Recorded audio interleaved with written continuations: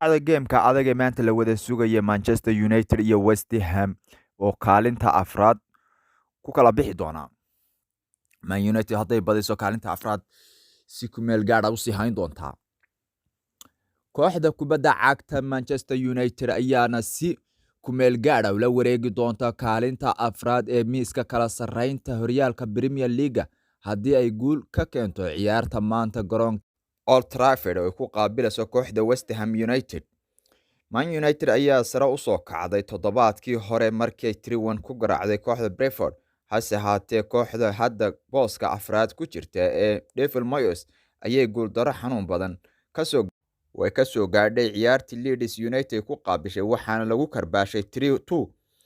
Kooxda Man United ayaana ka dulboodi doonta kooxaha Arsenal iyo Tottenham oo ka horeeya isla markaana Axad ciyaari doona. West Ham United ayaa haddii ay hesho 3 dhibcood kulanka Man United 15 ciyaarood ee ugu dambeeyay horyaalka Premier League ee ay ku ciyaarto garoonka hal mar ayay shabaqada ilaashatay ayaa la filayaa inay tababaraha United bedeli doona qaabkii uu ku bilaabay ee ku ciyaaristiisa kooxda oo ahayd 4-2-2-2 isla markaana u rogi doona shaxda ah 4-3-3 sidii uu ugu sameeyay ciyaartii Brentford ay bandhig fiican ka sameeyeen. Kooxda Manchester United ayaa guuleysatay 20 jeer 25 kulan ee ugu dambeeyay horyaalka Premier League ay kulmeen West Ham. 5 kalena 3 ayay barbaro keentay, 2na waa laga badiyay. 13 kulan oo xiriir ah ayay guuleysatay waxaana ugu dambeysay West Ham inay ku badiso Old Trafford 2007. Waa markii shanaad ee taariikhda Premier League ay West Ham wajahdo kooxda Manchester United oo ay ka sareysa miiska kala sarreynta Premier League.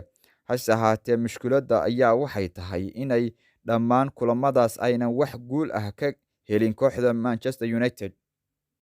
Manchester United ayaa guuldarro ku furatay kulankeedii ugu horreeyay ee sanadka 2022 garoonkeeda ku ciyaartay kaasoo Wolves ay 1-0 kaga badisay waxayna ka dagaalamaysaa inay guuldarro kale soo gaadho. Haddii laga badiyo waxay noqon doontaa markeedii ugu horreysay tan iyo 1985 labada ciyaarood ee ugu horreeyay lagu garaaco Old Trafford waxaana sanadkaas lagaga badiyay Old Trafford kooxaha Sheffield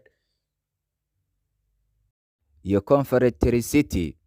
Haddaba Manchester United way guuldareysatay labadii ciyaarood ee ugu dambeeyay ee bilaamatay xilli saacadu tahay 6 oo buro ah geeska Afrika maalin Sabti ah waxaana 4-2 ku garaacday kooxda Leicester City kadibna Watford ayaa 4-1 ku quusisay xilli ciyaareedkan. oo barihii hore Manchester United David Moyes marnaba kama guuleysanin Man United oo uu marti ku yahay 14 jeer oo Old Trafford ugu tagay waxaa la soo garaacay 10 jeer 4 kalena barbara ayuu soo galay. Xogta kulankan Manchester United iyo West tartanka Premier League waqtiga 6 Biro bay soo galaysaa saacada geeska Afrika garoonka Old Trafford. Wararkii ugu dambeeyay labada kooxood Shaw iyo Cavani ayay u badan tahay inay seegaan ciyaarta inkastoo weeraryahanka heer Uruguay lagu daray liiska ciyaartoyda Manchester United. Hase haatee Sancho oo ay geeriyootay qof qoyskiisa kamid ah ayaa waxaa la hubin inuu xagga dambe kaga soo darsami doono liiska. Waxaa kaloo xanuun ku seegaya kana maqan oo ciyaartan ka qayb galayn daafaca midig ee uga ciyaara Manchester United ee lagu magacaabo Aaron Wan-Bissaka. Cristiano Ronaldo ayaa ka ladnaaday dhaawac qoorta ah oo ka soo gaadhay ciyaartii Brentford ee uu ka cadhooday bedelka lagu sameeyay. Haddaba Harry ayaa isaguna dib ugu soo laabtay safka hore ee Manchester United isagoo daaficiisii dib ugu ciyaari doona. Waa ninkii kabtanka laga qaaday West Ham United ay waxay rajeynaysaa inay ku soo laabto Thomas oo kaga maqnaa coronavirus ku dhacay laakiin tababarka uu bilaabay. Hase haatee waxaa ka maqnaan doona Mike Noble oo dhaawac jilibka ah qaba. Angolo Ongoba iyo Suma ayaa iyaguna dhaawacyo ku maqnaan doona iyagoo ku maqan dhaawacyo muddo dheera.